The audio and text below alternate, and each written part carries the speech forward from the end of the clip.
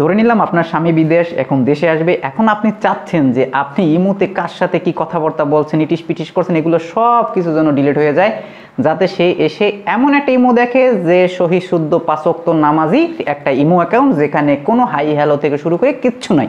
তাহলে এই ভিডিওটা আপনার জন্য। এজন্য যে কাজটা করেন, ভাইকে প্রথমে ফলো এবং সাবস্ক্রাইব করে নেবেন, তারপর চলে যাবেন হচ্ছে আপনার ইমোতে। ও আর একটা ভালো কথা, ভিডিওটা যাতে হারিয়ে না যায় এই জন্য শেয়ার করে আপনার টাইমলাইনে রেখে দিবেন, যাতে ভবিষ্যতে কাজে লাগলেও আপনি সেখান থেকে দেখে নিতে পারেন।